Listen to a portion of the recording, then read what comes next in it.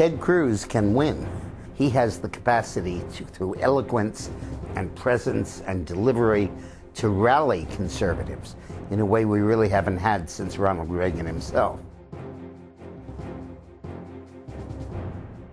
If you look back in 2008 and 2012, the problem with the Republican candidate was not that they were too conservative, it is that they were moderate and the conservatives stayed home. Even in the post-election analysis, Mitt Romney's campaign stepped over the base to try to reach the middle, and the base stayed home.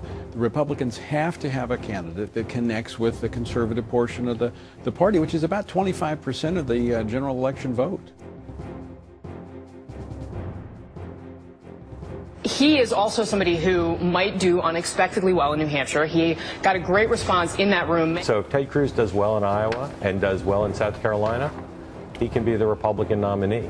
Voters who call themselves evangelical Christians have given hope to multiple primary candidates in the past. In fact, they propelled the former governor of Arkansas, Mike Huckabee, to a win in Iowa with 34% of the vote in 2008. In 2012, it was former Senator Rick Santorum who ended up winning the Iowa caucuses, barely, and his success was also largely due to one sect, the evangelical vote. Now, neither of those men were able to turn that evangelical support into an actual successful nomination campaign. But the difference this time is the primary schedule. And this could have helped Ted Cruz. As always, Iowa's first. And looking back at 2012 exit polls, evangelicals made up over a majority of Republican voters, 57%.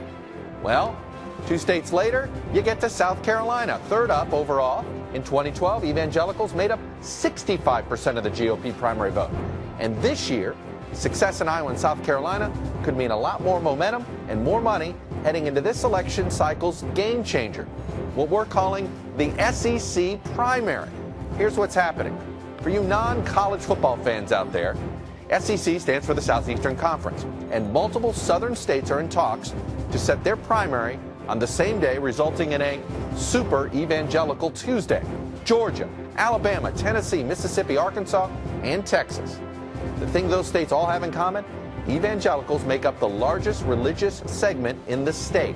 They're 24% of the population in Texas, 39% in Mississippi, and 41% of the population in Alabama. So the proposed SEC primary could give a candidate like Ted Cruz, if he is the sole evangelical candidate, momentum that Huckabee and Santorum never were able to count on. And they could propel Cruz to not just relevancy, but to an actual shot at the nomination. Imagine that. It's 6 of the first 8 primaries. It'd be a big deal.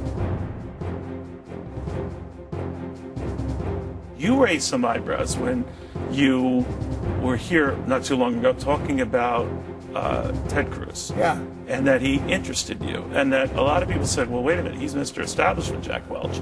And now he's going outside the Petri dish that has the Bushes and the Scott Walkers.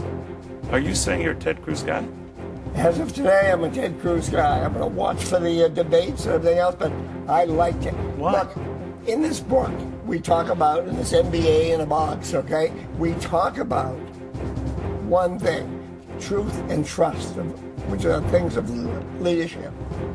Truth, where truth is spoken, spin is gone, trust in the person saying it. This country needs more truth and trust.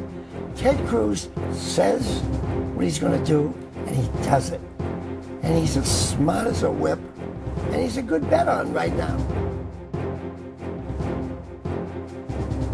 I think Ted Cruz is brilliant. I think the president has met his match in this guy. I think he is the most talented and fearless Republican politician I've seen in the last 30 years. I further think that he's going to run for president, and he is going to create something. And this guy has no fear. He just keeps plowing ahead, and he is going to be something to watch. And a lot of Republicans feel this way, George, and you hear this a lot. If we only got someone who was articulate and was for what we were for, we'd win elections. If we get these John McCains and these Mitt Romneys and these squishy guys that can't do anything. Well, there's one thing this guy's not. He ain't squishy. And not in the least. If you compare 2004 to 2008 and 12, 2004 is the last race we won. The biggest difference are the millions of conservatives who showed up in 04, who stayed home in 08 and 12. If men and women of faith show up at the polls in November 2016, we will turn this country around. We will pull back from the precipice. We will get back to the free market principles and constitutional liberties and values this country was built on. But it's up to you and me and every one of us to energize and mobilize people of faith to defend this nation we love so much.